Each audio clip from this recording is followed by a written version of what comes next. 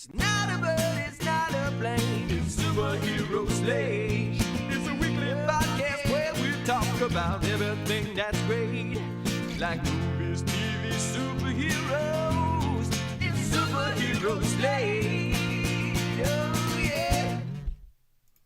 Hello, everyone, and welcome to Superhero Slate, the show where we run down the latest superhero entertainment news. We love TV, movies, and superheroes. Let's talk it all out. My name is Chris. And my name is M-I-K-E, Mike. Mike, this week we have some insight into Marvel's television operations.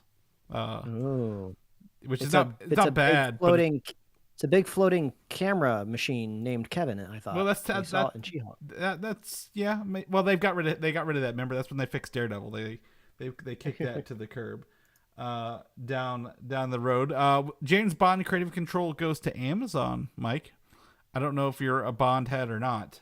Is that what they're called, Bond heads? I don't know. That's a good question. Yeah, I don't either.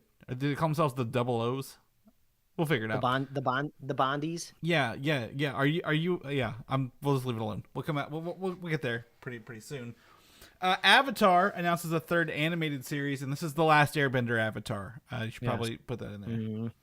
Mm-hmm. And more. Yes, this is the top of the show where I feel like we usually reminisce about the week, but we got some energy behind us right now. I hopped on the mic with Chris, and he's just like, "Let's go!" Yeah, out of town all weekend. That's right. I'm ready to rip and roar. My baby's in her second nap, which usually would be plenty long enough for us to record the podcast, but the second nap is the mystery nap. We never know which way it's going to go. That's a roll of the dice. So I am on board with just launching. Yeah. This is going to be like Superhero Slate, the lightning round. High octane. I will say the only thing extra this weekend I was at our listener to the show, Patrick's, who's done all the gaming conventions with me. We will be reviewing Donald Duck's Happy Campers, the board game, sometime this week. So those who are subscribed, you will get that out of a special bonus episode in your podcast feed. I love it. We'll be talking about that. So let's jump into the first topic here. I already mentioned it. It is James Bond, and James Bond has been a franchise. I was going to look this up. I didn't look it up. When do you think the first movie was around? When do you think the first movie came out? I'm going to guess. I'm going to hedge on it's older than I think it is. I'm going to guess like 68. 68. It's actually going to go older than that. We're going to be 1962 with Dr. No. Whoa. Okay, yeah. Geez. Yes. That's in the right decade. I feel pretty good about myself. Yes, Connery actually didn't even make it to 1968 as, well, I guess the one weird one, he came back in 71. So 5 of Sean Connery's James Bond movies were before 1968. So it's of that era, though. It's of 60s, right? It feels like it. So absolutely. The news this week, as we mentioned, that Amazon, who bought MGM as a subsidiary in like 2022, has gained full control over the 007 license from the Broccoli family. And this, my understanding, it's not a hostile takeover, but something else a little different along the way. And those who don't know, MGM has always done, I think, every James Bond movie since it is come out, and they have been very, very. I think it was Albert Broccoli is his name. His family inventor of broccoli. I'm kidding. Has had an iron fist over like the creative control of James Bond since it came out in 62, and that has gone on to his daughter Barbara Broccoli, and I think it's Michael G. Wilson is the other half of that, and he's like 82, 83 years old. Kind of thing in the meantime. So any James Bond movie has to go through them before it comes out. No matter who was making it, who was producing it. Again, obviously released with MGM. Amazon bought it, but they didn't get the creative rights to make just anything James Bond that they wanted. It has to, in movies or TV, it has to go through them. But Amazon, I presume, has signed over a big paycheck to this team to say, hey, we own this. We want to be creative control. Do you want some money? You're in your 70s. Let's talk. Also, I got to imagine it's a little bit more than money, too. Obviously, there was money involved, but I want to be a fly on the wall when they were whining and dining this family, right? Because if they maintain creative control over this franchise for this long, there's definitely some pride behind it there. Yeah. You know, this is like a family Heirloom. icon Yeah. that they own. Yeah, heirloom. So there had to be persuasiveness employed, which I like because that's the part of Hollywood or just business in general that's fun. There's always that human element that you have to figure out how to navigate. It's not just who can ever write the biggest paycheck, because obviously Amazon can write any paycheck it needs to, right? And I'm sure they've had offers over the past 80 years to do any, like, hey, we'll pay you a lot of money, probably like for 1990 standards to make a movie, and they probably even turned that down, right? So this is not the first time that they've probably been courted with lots of zeros after the comma. Yeah. So yeah, it's funny. I've seen a lot of hot takes once this news dropped, and everyone's like, "Oh, they're gonna do all of these superfluous spin-offs. This is about to be like franchised out the wazoo." And for me, you were asking me at the top of the show if I was a Bond head, a Bondy, if you will. No, not really. I had fun watching the movies as a kid. Pierce Brosnan was my Bond. He was my generation. You know, the Daniel Craig movies for me they kind of take it or leave it. You know, I like Casino Royale, but I just don't follow this franchise. And to me, I don't care. Like Bond has always reinvented itself, you know, over generations and decades. So like this is just another incarnation of Bond to me. Right. Like I don't take this as like, oh, this is a stranglehold and it's always going to be this way forever. That's kind of one of the nicer things about Bond. It's just like, oh, they're just going to experiment a little. Well, yeah, and I think there's a couple things. It's number one, I had not, my first James Bond movie I'd ever watched actually was Casino Royale in 2006. My only entry before that was the video game GoldenEye, which is pretty much the movie, but like, you know, with worse graphics along the way, right? So I did a trip down Bond memory lane a couple years ago. I think they were on Amazon. I think we were talking about on the show, going through them, and now I actually own all of the Connery and Roger Moore on Laserdiscs, so I can actually go back and watch those. So I will tell you right now, for anyone who is a James Bond fan knows, James Bond movies are a mixed bag. There are good ones and there are not good ones along the way, right? So as you mentioned, there's campy ones, there's serious ones. You kind of have to reinvent this franchise in a way because it's such a staple, and like I don't want to say originator of like the spy genre, because I'm sure there's tons of niche spy movies that kind of kickstarted this. Bond just kind of brought it to the masses, and if you don't reinvent, you're kind of at the risk of, you know, being stale, because now everybody rips off Bond, takes it to 11. Like just think of like Kingsman or that Austin awful Powers. Argyle. Yeah, or the awful Argyle movie. There's so many people playing with the franchise and taking it for different perspectives.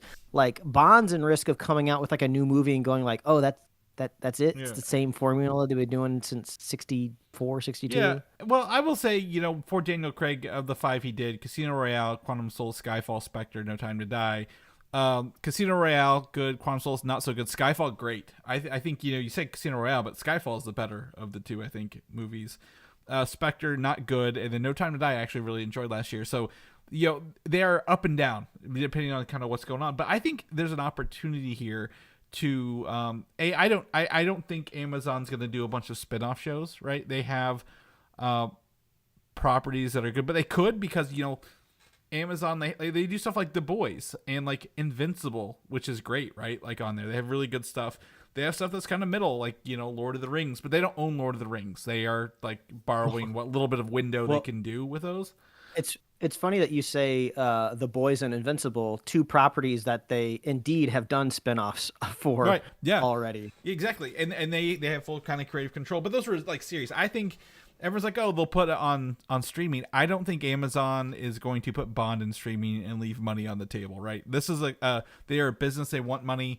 James Bond is a theatrical experience. I 100% believe they will. If they make a James Bond movie, it's going to theaters with MGM. Well, right? if you're a listener of the show, we've talked about this purchase, you know, when it happened, of MGM like a year or so ago, and we were both pretty much in agreement that Bond will probably stay on the big screen, but we're definitely getting a Q series. We're getting We're getting a like a probably get like a 006 or a 00, well, 8 series or something. 009 is the joke 00, like Bond like steals his car and stuff in a couple movies, and like in the older ones, like he was like dressed as a clown and like got shot and killed. Obviously different ones, but like that they have the opportunity. They may do it, but I think they want to do a movie first. I think they'll do a movie first, right, before they kind of commit to anything else down that road. Q would be fun, but I don't see it. But like one of the things going forward is like, what if Mike? Here's my pitch on this, and I want to get your take. What if they didn't go forward in time? What if they went back and did a '60s period piece Bond film again? Like that would be fun. And if you really wanted to kind of play with it and anchor everybody, they could do like kind of like an origin story of the creation of like the 00 division of MI5. Yeah. That would be fun. Yeah, and to learn, like, again, you mentioned the other 00s are just as interesting as 007, and we don't know anything about them, so you could actually kind of build out the spy thing a little bit. I think an older spy stuff back when it was like cool to be a spy, like back then, like we mentioned, like original James Bond. The first 4 movies came out in 4 years. It was cool to be James Bond. Obviously, we don't want him, sleeping with all the random women and being a misogynist the whole time. But like, it would be cool to go back to the '60s era and have like 50s, '60s, whatever, and have a spy that was like cool to be a spy. And I was listening to someone else kind of talk about it earlier. Saw someone else mention like back in the '60s, it was cool to travel to places. Like right now, like if you watch like what's that John Krasinski spy thing, or even Tom Cruise, when they travel someplace new, it's not an event to be there, right? They're just there in a new city, in a new country. Back in the '60s, it was like, traveling was still an event. You didn't get to go to other countries very often. So I hear what you're saying. James Bond has to go to the moon. Yeah, it's the last frontier left for him. Wait, no, he did go to the moon. Wait, he did. Yeah. I was like, they've already done that. But like, also, but you bring up a good point. That brings up a good point that Bond is also of the times. Like, I don't want to see him competing with Mission Impossible, or you mentioned was Argyle in any other spy movie kind of going on to, like, we have a lot of spy movies going on. Is that Slow Horses? That's also like on Apple TV, right? Is a spy thing. Like, I don't think we need more modern spy noise. So if we could do back, that's my take on it. Mike, what's your take? Also, like, spycraft is so much more fun back in the day. Now everything is just like AI, computer, your phone satellite unlocks vision. everything. There's nothing. Yeah, there it's just anymore. like, it's like just like the real world. All spycraft is just like happening like with like keyboards. So it's less entertaining to watch. So you do solve a big problem of taking things back in the day. So yeah. I would be excited to go in reverse. But yeah, they're totally gonna spin this off. They're gonna have series. You're gonna be opening up Amazon Prime in 2 years, and there's gonna be a flagship 00 series in the big banner up there, because The Boys is ending. Some of their other big series, they're not going to have Rings of Power forever, so they got to move on to the next thing. Yeah, Rings of Power, I think, is wrapping up this next season, because I think they're a good story point where they've told a lot of it. But I also wonder, maybe, do you think the Barbara and Michael, maybe they put a no series clause in there, because they do license Bond for comic books. And I don't know if you've actually seen any of those comic books. So they have like a Moneypenny comic book and like some others, like other ones too. So maybe, in a perfect world, they would have not licensed these for series, and they're like, yes, Amazon, you can do the movie, but we're not going to come up with the idea. You need to come up with the idea. Kind of going forward. The first thing I thought of when you brought the news up, it made me think of the deal that they made with Lord of the Rings and the Tolkien estate, and then I just keep thinking about how there's these mythic theme park rights that are floating out in the world for Lord of the Rings, and I was like, I wonder if Amazon got rights for everything, because I think there'd be an awesome chance for, like, I don't know, Universal to pick up theme park rights for 007, carve out like a little, like, London kind of looking area of the park. You go on like a James Bond spy adventure ride where you're like it's an Aston Martin, right? Or is it a Porsche? I can't remember. but like that could be the ride vehicle. You could do like a whole bunch of cool spycraft stuff with that. And, throw in like a fish and chips restaurant. Just because it's like London, you don't know what else to put there. yeah. Well, and then the other thing is the video games. The company that made Hitman video games is making the next James Bond video game as well. Mm-hmm. So I wonder if maybe they only gave them the movie rights for MGM, because MGM still makes theatrical stuff. We say Amazon. Most of this will still probably be through MGM, how they still put movies in theaters anyway. Mm-hmm. But I really hope it is.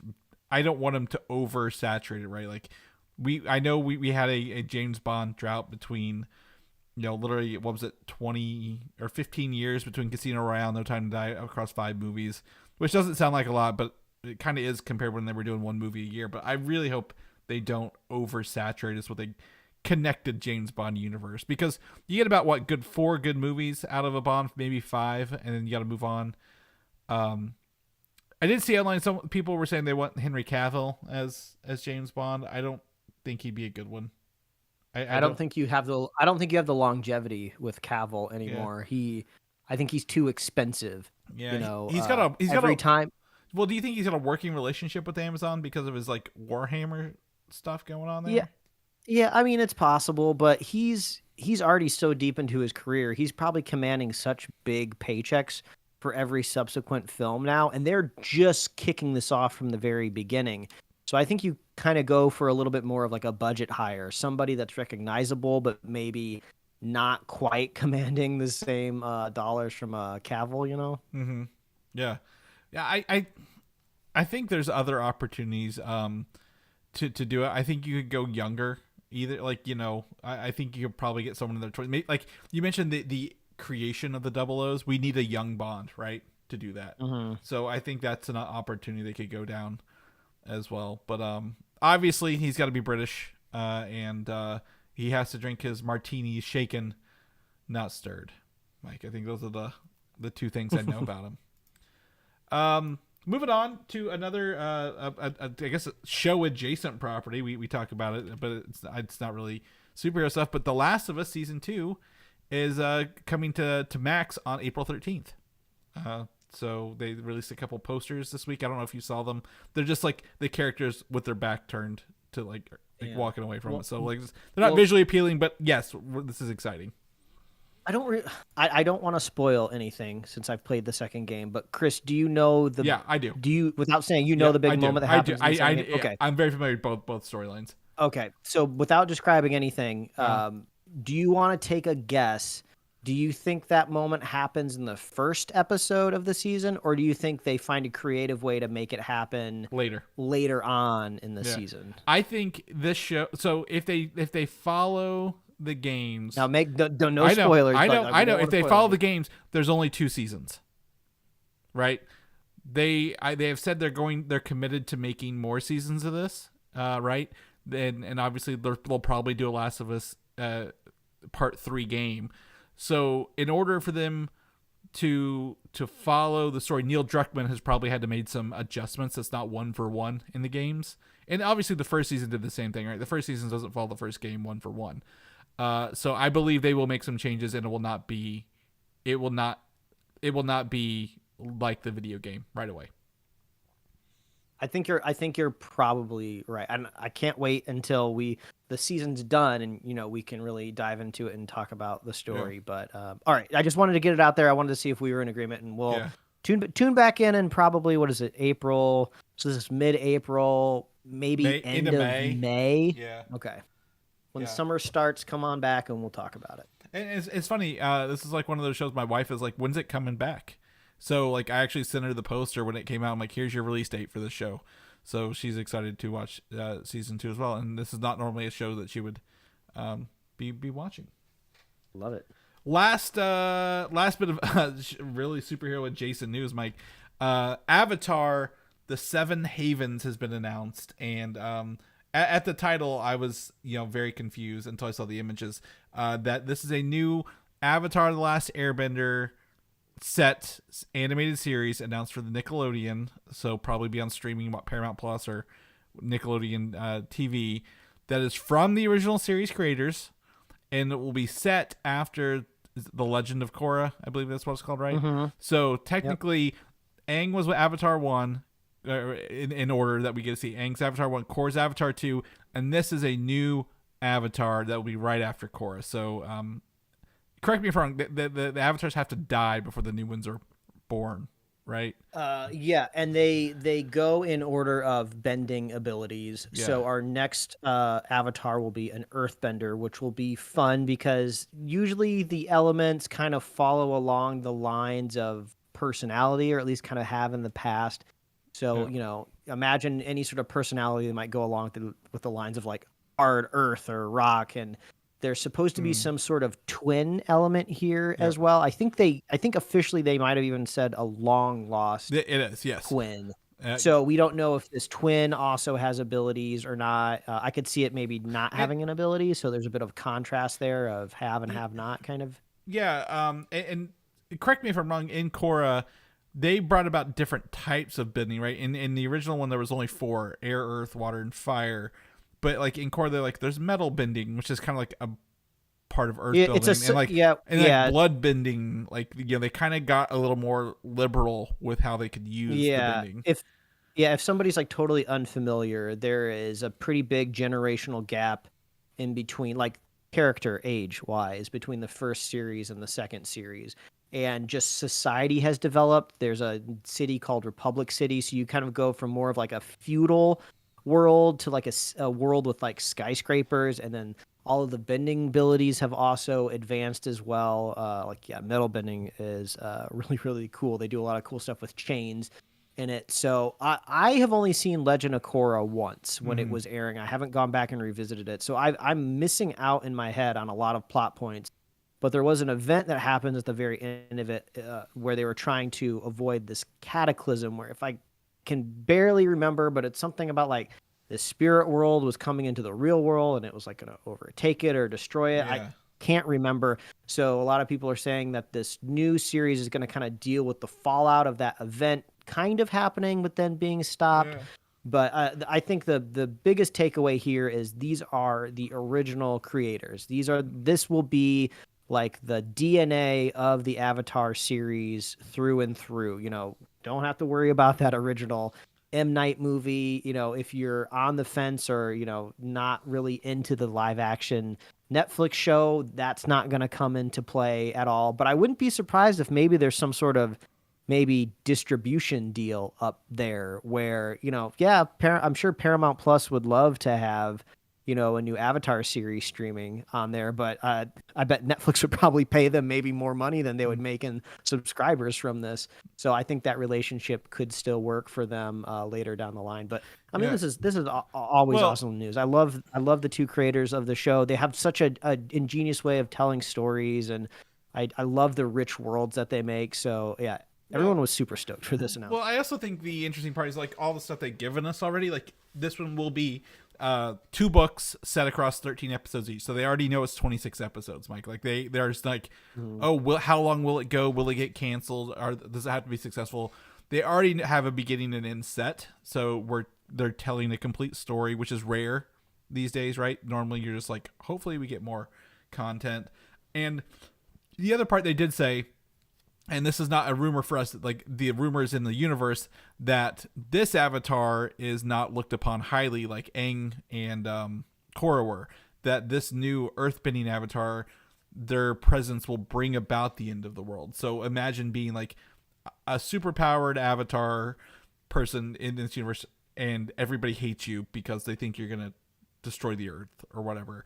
So like it's a different story effect than, Aang and Korra's journeys, right? A different hero journey along the way. Yeah. Which is exciting. And I'm a big fan of the series and the world, but I don't really participate in a lot of the online communities. So I'm sure that there's strong fan theories or speculation, but I believe this is also supposed to come out after the animated feature that they're working on as well, which I don't know anything about. There might be official announcements on what that story is supposed to be, but that feature, I believe, is supposed to hit first. But I don't know if is that going to be like a streaming release only, or is that is that actually going to hit theaters proper? Is this supposed to be like in competition with other big animated features? I don't know, but it's just It's just I love It, seeing well, The so Last Airbender. it is so that it is a theatrical release for January 30th, 2026 in our old notes. So, and that was also reconfirmed here in the announcement, because next year, or not next year, in 2 years, 2026 is the 20th anniversary of Avatar: The Last Airbender. So the movie will kick off in January, and the show will probably launch later that year as well. Wow. And I'm pretty sure the actual movie is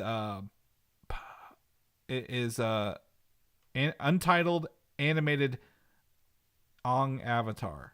So maybe it's another story. I think it's a story set when he is the Avatar after the show, but before Korra, I think is what they said. Maybe they're kind of adapting the comic book run that was after the series. But either way, they are still, this again, Michael D. Martino, Brian Konietzko, that's it, right? The people who are there, the creators, they're involved in this. It's more content. If you're an Avatar fan, Mike, such as yourself, guess what? You're eating good right now. You're still eating good, whether you like the Netflix thing or not. You got content like nobody's business. We did a review with my friend Patrick on the show, the Avatar, the board game, or the card game, the deck building card game, a few months ago. So that is in our feed if you missed out on that, because that is a really fun card game as well. But yeah, maybe I can find some time, Mike, to finish my Last Airbender run. I'm on book 3, and I just kind of paused, and I probably just need to finish it up, because if I'm gonna have to watch that and Korra before the new one comes out. You can do it. Yeah. I believe in you. Yeah. I literally, so the other part of this is, on the flip side, unrelated to this, Mike, I'm the last episode of the new Dragon Ball series that the creator made before he passed away last year is next week. Mm-hmm. So I'm like, animation adjacent fans are living pretty good right now in that world. All right, superhero movie, TV, new stuff. We are not going to be talking about Your Friendly Neighborhood Spider-Man on the show today. I haven't watched the last episodes because I've been out of town this week, Mike. I don't know if you're caught up with the whole show at this point. No, I'm behind. Okay, that's fine. Yeah, well, we do plan on talking about it, but I don't think it's like, oh my god, we have to talk about it because like it's gonna affect the MCU. This show is very set off from the MCU, so whenever we both get there, we'll probably do it on the show. But they've already showed off the new artwork for Gwen Stacy, who will be part of season 2. So obviously season 2 is coming. They've got Gwen and her Spider Gwen, or Ghost Spider, whatever they're gonna call it, look for the show here as well. Yeah, it looks cool. I mean, I love the art style of the show. I've been seeing some stills shared online. As I've said, I'm behind, so I don't know the context of any of this stuff. But yeah, people seem to really be responding to the show positively, which is good. It seems to be finding its audience. Yeah. Yeah, we all went with good content. Spider-Man content. Story's great. Again, I think what I would I'm going to give it some kudos here, spoiler free. I think we talked about in the first episodes is like, it doesn't have to live in the MCU, so it can use new characters and do weird stuff without saying, here's a concept. Like, they don't have to work around any MCU settings or rules, right? It's a different place. But it is kind of set there. I heard, I didn't get to watch it yet, but obviously Charlie Cox is a Daredevil in one of the later episodes. He's going to be Daredevil coming up soon. We'll talk about that in a little bit. But yeah, check out Gwen and Spider-Gwen kind of going on here. I will say one thing, Mike, in like one of the first comments here, and from episode 1, the spider that bites Peter crawls off, and boy, does this outfit look like that spider that crawled off, like in terms of color palettes. Okay. So I wonder if that's her, rather than being a multiversal Gwen Stacy, right? We don't need more multiversal stuff right now. We just need it to be nice and contained along the way. Moving on, Spider-Man 4 delayed, Mike. Big news. People like to put this headline up this week. Spider-Man 4 delayed. It's just delayed a week to July 31st, 2026. Like, people made this sound like it was like a big deal. Not a huge deal. Christopher Nolan's The Odyssey, which is filming soon this year, which also stars Tom Holland. It just gives them an extra week in between them. Like, there's really no big news here, right? Other than, Tom Holland is going to have a good year. It's just an excuse to republish another article Yeah. with Spider-Man delayed, so you can just get some more clicks and you just copy paste the same article. Yep. Yeah, they could just go in and edit it, but Yep. why not duplicate it and then get some more CEO off it? Yes, gotta get those, gotta get them clicks, get them ranks. But yes, Tom Holland will be in Avengers Doomsday. He'll be in Christopher Nolan's The Odyssey. He will be in Spider-Man 4. So for someone we haven't really seen him in a lot of things lately. He's got a good calendar year coming up on him. So good for him. Daredevil. We are coming up on Daredevil, Mike. Like, it's gonna be here before we know it on Disney Plus. And I keep seeing like little spots, like 30, 60-second spots, or like commercials or trailers, like when I'm scrolling through stuff. I'm avoiding them like the plague. I'm not watching them. I want to go in as blind as I can, right? Other than the big trailer. So very excited to do that.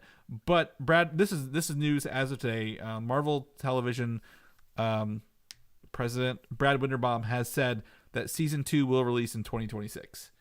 And I quote here that season 2 will come out next year, and then hopefully season 3 and season infinity after that. So they are really adhering to that TV release schedule where you get to come back year after year with characters that you know and are familiar with along the way. Yeah, it's so funny. If you're part of a younger generation, you might not be aware that TV shows used to run a very repeatable schedule where you could trust that at the same time next year you'd be able to get more of it. And now maybe it's not necessarily always a bad thing. I feel like when good shows come out after a year or two, it's usually because it's so expensive and it's taking so long to shoot and write it because they want to make sure it's so good.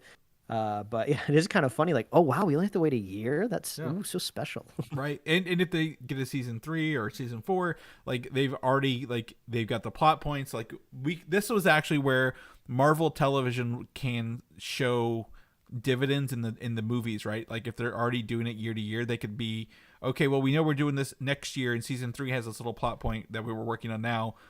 It can be in a movie in 2 years, right? Kind of down the road. So they can react and interact a little better with that.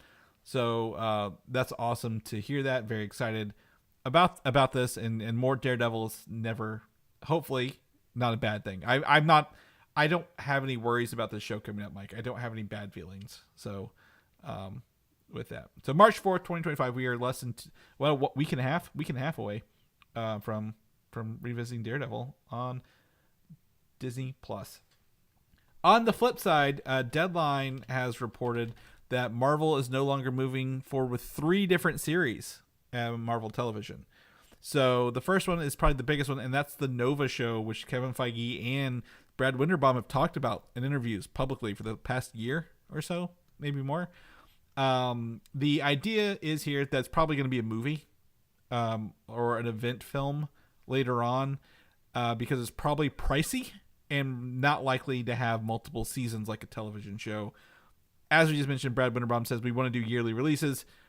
They're not going to do event series anymore, kind of like they might do stuff, but like WandaVision, Secret Invasion, Falcon Winter Soldier, they're not doing event series anymore. They want to return to regular television style shows. And Nova is a would you say not an accessory, what's the other word?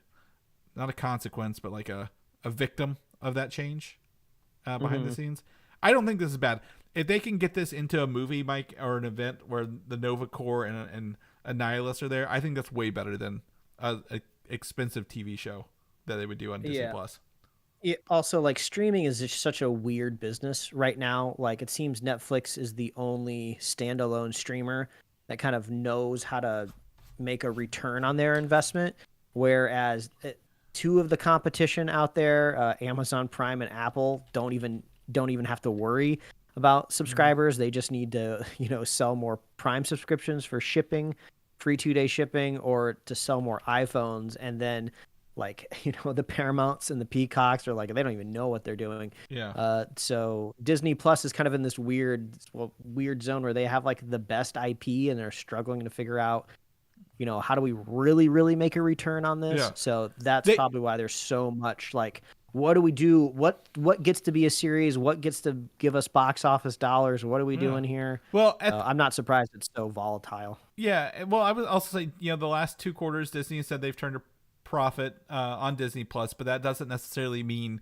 everything needs to be greenlit there. Like, to me, I'm going to use this as an example because this is the bottom of the barrel for Marvel, Mike, that has ever happened in my book. Secret Invasion, right? The worst show, the worst thing that ever came out of this.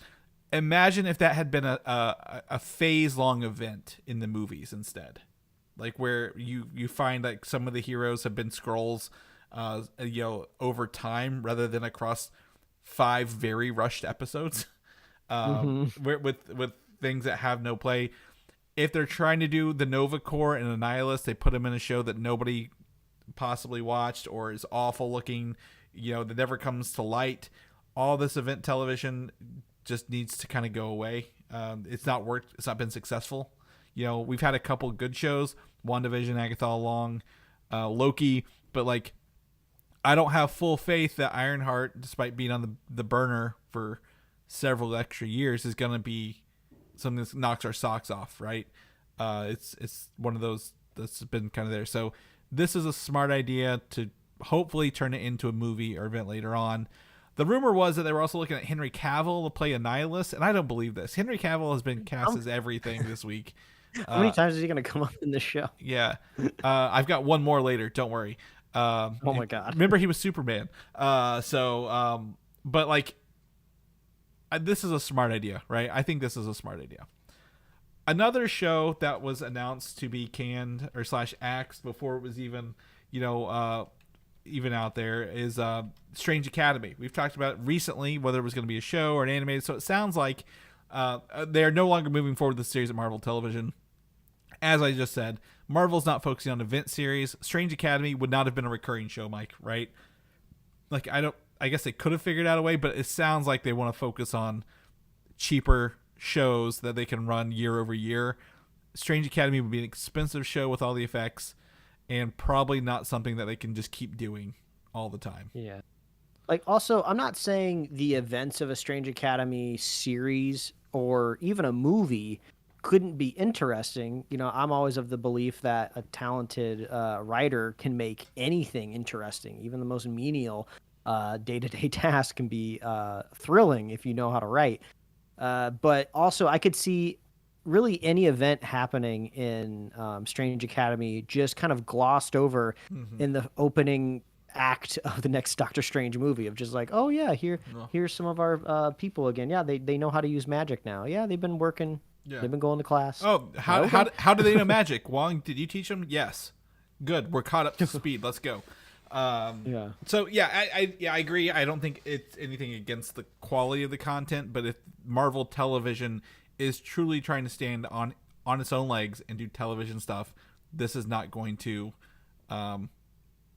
this was not a show that was going to make that cut either. So I'm not surprised, but I can possibly see them incorporating some of these elements maybe in the next Doctor Strange, maybe to something else down the road, right?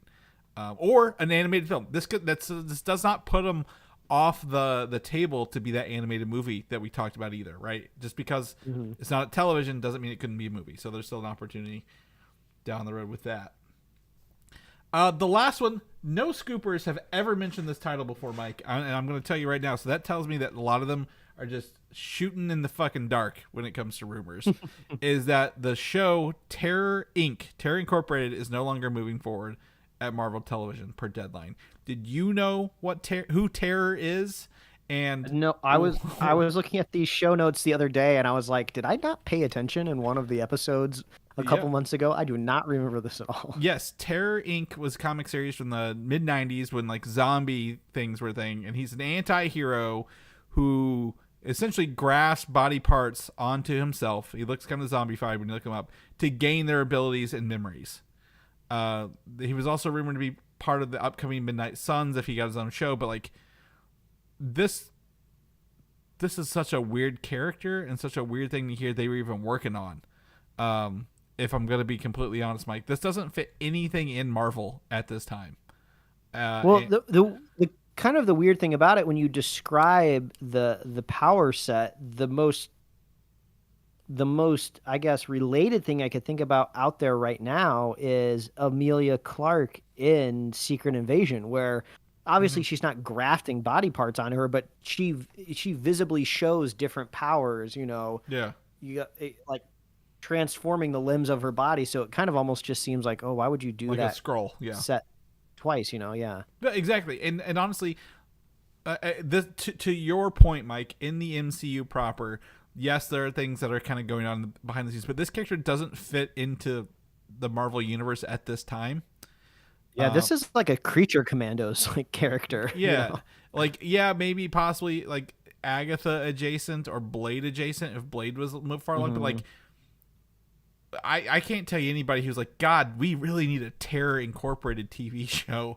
Or honestly, at this point in time, since we pretty much have the rest of the Marvel phases planned out until we reach some sort of theoretical, heavily rumor and implied reset of the Marvel universe, right, where mutants kind of will be taking over after Secret Wars. That kind of seems like the best time to do this kind of dark side of the Marvel universe, right? And like I just keep waiting for some sort of big event to really reshape the way the world works, right? You watch Spider-Man Far From Home, and the blip kind of treated a little bit like a joke, but also there's some funny ramifications of, oh, what's it like being a teenager when all of a sudden your younger brother is the same age as you or something like that. But I kind of want to see like, how does the world change, rather than like, oh, I'm extra anxious now because at any point half the world could disappear. Like, it would be kind of cool to be like, oh, guess what? There's like monsters now. We need like people out there on the street just looking out for demons. A dude walking around grafting limbs to each other. Yeah. Well, they have the opportunity when it comes back together. And obviously the theory is a Doomsday Secret Wars pulls in from Secret Wars, the comic books. And it's like, oh, it's a battle where they come back and like, we have a prime universe and everything's kind of mixed and match here. Like, how do you, like, will they make all the people have the memories of their previous lives and they're trying to get along in this new world where like, oh, if it's, we've pulled together all we could to create this new prime universe. We had to borrow from the dark dimensions. We had to borrow from the mutant dimensions. We had to borrow everything to build the purpose. So do they have memories, Mike? Or is it kind of like a soft reboot where it's like, okay, well, we pulled some things in. We don't know what exists out there. It's going to be a Wild West of a little bit as they kind of set the new rules in their own movies along the way. There's opportunity. I'm excited for it. I honestly, I'm excited to get that soft reboot where they don't have to play by 20-year-old rules anymore, right? Like 2008 rules set. We can go forward and it's not there. We're not dealing with that along the way. But anyway, go look up Terror Inc. if you're interested in seeing who this character Terror is along the way. Shifting over to the DC side for the rest of the show here, Clayface, the movie, has enlisted director James Watkins, who has directed the recently American version of Speak No Evil, to direct the movie. So Speak No Evil is the one where James McAvoy is like, come hang out with my normal family. Oh, my kitty can't talk? Don't worry about it. We're normal people in Europe. And it's a remake of I think maybe a European film or like maybe an Italian film. So very, very similar, but that's great. The other thing is like, it's going to feature, Clayface will be a B-list actor who, injects himself with some sort of substance, like the movie The Substance, to keep his youth, and he's gonna find he's gonna be walking around and like he can like literally mold his face into like his face will be a clay. He can do stuff like that. Is the rumor? I'm excited about this movie, Mike. This is like a big swing for DC in their current iteration of films, right? Like, it's not Superman, it's not Supergirl, it's not Batman. This sounds pretty fun along the way. What do you think? Yeah, I mean, I'm looking forward to what does a feature live action adaptation of this character look like. I think a lot of our listeners out there, their touch point with a lot of DC is the animated universe. But I could be wrong. The world's starting to change. People are starting to, get their content from other locations. Yeah. Well, actually, I was going to say, like, I doubt the younger generation is reading more comic books. So I wonder what their kind of touch base is with Clayface. Actually, now that I say it, it's probably my guess would be like a Fortnite skin or whatever. I saw something the other day. It was a Fortnite skin of Godzilla who was doing some sort of emote dance, and then if you rotated him, he had a Skibbity toilet backpack. And he had his Nikes on too, didn't he? It's just like you show this to somebody even just like a decade ago, and it's like, what am I looking at? Yeah. So, but either way, Yeah. Clayface live action, it'll be fun. I think the one thing they have to get right is obviously the CG for this, right? Like they have to be able to do the transformation thing effectively and make it look real. I'm going to use my example. We watched Craven, right? And you saw the end whenever like his brother becomes chameleon and he like just kind of blips into another person. Like, I don't want to just blip into another person. That's not fun. If he's Clayface, it needs to be gooey and weird, and he needs to be able to kind of do it like manually, right, along the way. It shouldn't just be like, oh, he'd been out of frame and he popped up and now he's another person. Like, that's boring. Give us some real good stuff where like he starts to like morph and transform and it's kind of grotesque along the way. Like kind of like, I was reading I saw this article online. When was the last time the Hulk transformed on screen, Mike, other than the Red Hulk? Like you actually got to see the transformation. That's a good point. Is it like the first Avengers? Because number one, it's expensive to do that effect, right? But like at the same time, it's more believable if he just does it off screen or like, he shows up as the Hulk along the way. So like, I really hope they give them the funds and are smart enough to make this look real for Clayface. Moving on to another James Bond property. I mean, James Bond actor did that on purpose. Sergeant Rock, the upcoming DC movie that is out of left field, another out of left field one, has reportedly lost Daniel Craig as the title character. Remember, he was rumored to play Sergeant Rock, part of that company that GI Robot's a part of. So GI Robot could be in Sergeant Rock. He was a fun part of Creature Commandos. I liked him. And the upcoming replacement, there's rumored to be Jeremy Allen White, actor for The Bear. Is he the bear in The Bear? Yeah, he's the titular head chef, titular bear. Okay. Now, I was thinking about this because I was, like I said, I was doing my homework and reading through the show notes before we recorded. And this is kind of along the lines of what I was thinking with that James Bond casting at the top of the show. Like Jeremy Allen White, he's, and I believe he's an Emmy Award. He's definitely Emmy nominated. I don't quite remember if he's Shameless, wasn't it? No, I don't know. Maybe, definitely for The Bear. I don't know about him personally, but in the show is definitely. Well, no, he was in the show Shameless. I think that might as well. Yes, he was. He was indeed in the show Shameless. But this is kind of like the type of hire that you want to make. Like Daniel Craig, he's expensive, right? Yeah. He's gone through an entire Bond franchise. He's moved on the projects that he thinks are just like fun, like where he can, like, wasn't he? Didn't he do like a nominated movie just recently where he was like a unique type of character? He was playing like off type or something for him. He also did like the Benoit Blanc, where he got to do like a crazy like Cajun accent. So I just. Him going like back to the well of like franchise, I guess if he wants to buy a couple more houses, it's not going to stop him. He wanted out of Bond before, I think, Spectre even. Like he said, he's like he's right. Like he didn't really want to go back until they were like, hey, we got a movie for you at the end there. Like I only remember him really early on before James Bond. He was in the first Tomb Raider movie with Angelina Jolie.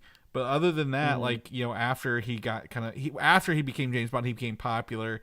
Was it Logan Lucky? Is that maybe the movie you were thinking of where he was? Yeah, I remember he did do that. Cowboys and Aliens with Harrison Ford, obviously. But like Jeremy Allen White is like the perfect type of hire where he's on the way up. He did, I think Iron Claw. He was like one of those wrestling brothers in that. So he's technically made his way to like features. He's very iconic and well known. He did win the Emmy, by the way. I did look it up earlier. Okay, gotcha. He did win that. Yeah. So he's going to be rapping on that. So that's the perfect type of hire that you would do in like a James Bond-esque scenario where you got a name that's hot right now, looking to make his next big project. So that being said, I don't want to watch a Sergeant Rock movie. I don't care about this character. Right. This is a weird. These are the strategic hires, that we talk about. Right. Yeah. I think I don't like World War II movies, Mike. I think we're at the era where we can get over World War II movies. But if they're going back to the well here for Sergeant Rock, we've looked him up. If they use his current iteration that we know of, he's just a normal, boring man who's in the army. He's a good shot with a gun. So the people around him he needs to be charismatic and he needs to have cool people around him. But like Daniel Craig, I think would be a little too old for Sergeant Rock, right? Like I think he's just like, if you're gonna do this character who's like a in the middle of the war, they probably don't send like grizzled people into in there already. Like you need to have someone who's a little more young and up and comer, kind of like how Chris Evans was in the first Captain America, right? Like kind of like that. Like after he kind of got his power, he was like doing the show tune stuff and kind of fit in a little better. But like, I agree, it needs to be younger, someone up and coming. But like, boy, do I agree with you and say the Sergeant Rock it's a horrible name. It's a horrible name for a character. You get a better name for the movie, I guess maybe. Or if I had to convince myself, what does the world need now more than ever is more scenes akin to Inglourious Bastards, where we are just lighting up Nazis. I think we should be pushing forward any movie or property right now where we get to see Nazis get what they deserve. So I will let it slide. If it's going to be like that scene in Creature Commandos where G.I. Robot just blows away a room of Nazis, but we get to see that on a feature film budget, I'll bring it on. I'm okay with that. Make that the first trailer, like unapologetically swastika flag just drenched in blood and it'd be in a good way, not in a bad way, in a good way. It'd be way cooler if like Sergeant Rock ended up like he was really like the dad of Rick Flag Sr. or like the granddad of Rick Flag Sr. and like it's been like generational. Yeah. Mm-hmm. I know that's not what it does in the comic books, but I think that would make it way more interesting than just like, he's just a dude in the military and occasionally has a robot with him. So I don't know. Either way, Sergeant Rock, no more Daniel Craig. He's on to more Benoit Blanc things. Last bit of news here, Mike, and this is going to shake some cages. DCU had a private press event this week, and there's rumored major news coming. There's been no rumors directly coming out of this, but I'm going to say, that along with the Clayface director announcements, they've probably got some press stuff coming, or at least over the next several months to kind of get ready for this big hidden press event, Mike. Yeah.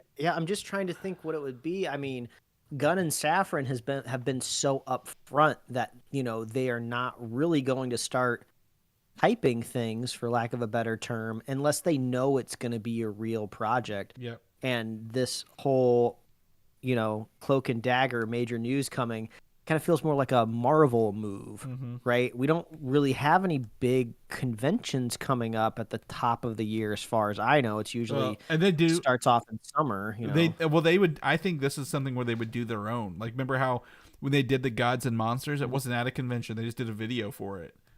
The fan dome. They can bring back the fan dome. I hope not. They dusting off the dome. Are they retracting the ceiling in the fan dome? It's the green screen, Mike. There was no dome. I hate to break it to you. I know you've been holding on to that for a while. I'm just kind of curious. What did they? I mean, they've kind of already announced some of the bigger projects or say that they're on their way. What could be so major that hasn't already kind of been teased out there in the world? I would say maybe three things.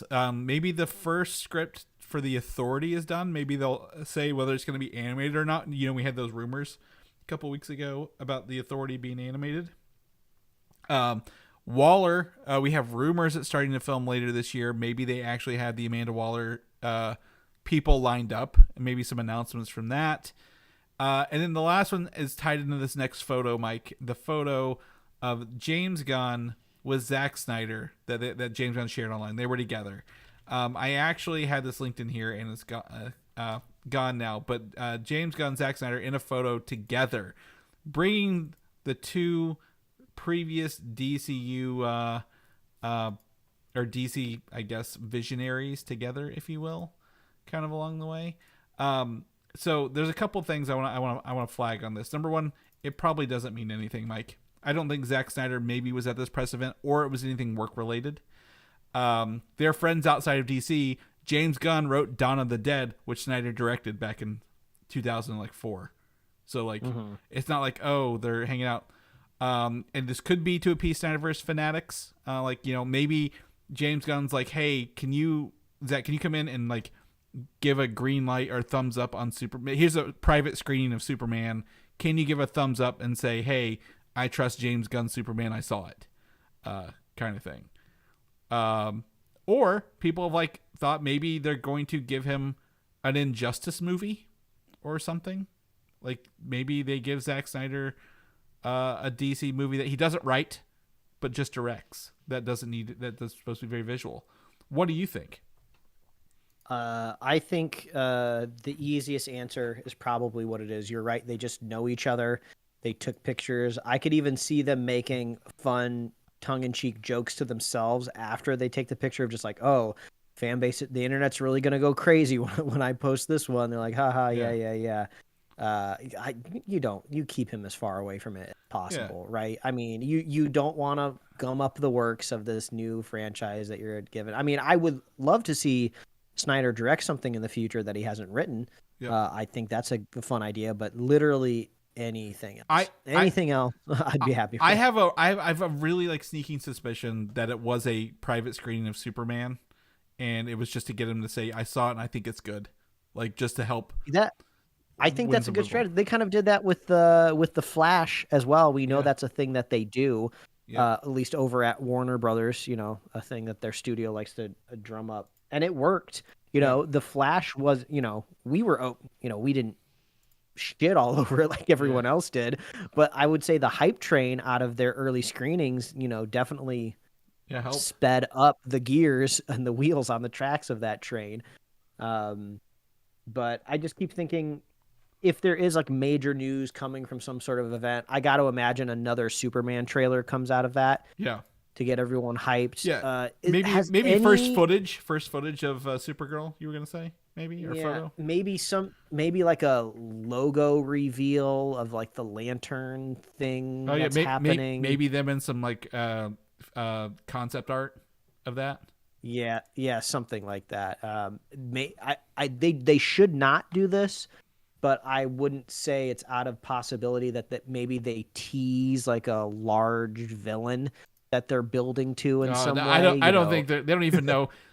If Superman doesn't like blow away box office and just kind of comes out kind of okay, it's still not going to spell a great word. Like they're not going to make enough money to keep this going for a long villain, I guess, at the end of the day, right? And I don't think they're ready to announce Gods and Monsters Part 2. Like they haven't even got like they have 2 movies in production, 3 coming soon. My dark horse actors for Clayface. That's going to be my other one. I want to throw that in there. Oh yeah, okay, yeah, I think that's safe. Maybe I don't know if they've announced Penguin season 2, but maybe there could be like a Penguin season 2 announcement since critics loved it. My dark horse guess, which you know I put $5 down on it, not my whole life savings, is some sort of official announcement that Matt Reeves' Batman is either going to expand in universe or going to connect to the current universe being created. Like maybe they finally made a decision on what they're going to do with that franchise. That's my dark horse guess. So we'll come back to that to see. Yeah. I'll hold on to that theoretical $5, I guess, if you will. So, Thank you. Yeah, of course. Other than that, I mean, DC, I'm excited for them to announce some stuff. Again, like I said, they won't announce it until it's ready, but like this is way better than James Gunn just being on, you know, threads all the time, responding to things. So, well, at least he's not. Is Zack Snyder still using his weird social media platform? Vero. I don't think he even has a photo of this. I don't think he shared his photo on Vero of the same thing. So, looks like it's just on there for now. But yeah, maybe some DCU stuff would be nice along the way. Mike, I said, we want to keep it nice and tight here. Use this energy effectively. I need to, go probably eat dinner. It's like 6:30 here. But people want to know what you're doing, what you're up to. Where can they find you at, my friend? Yeah, they could read my webcomics at pickledcomics.com and liferewardsrisk.com. Chris, if people want to catch up with you, where can they? You can find me on Instagram, Valdan87, Valdan, or video game systems of the same name. If people want to know more about the show, what we're doing, weekly episodes, check out our Captain America review. Where can they get all them goodies at? Yes, all you have to do is head on over to superheroslate.com. That is the best place to find all of the fun tidbits that our show has. Upcoming release calendars, show notes, links to anywhere else you can subscribe. Head on over to there. We got merch, superheroslate.com/store. We love hearing from you.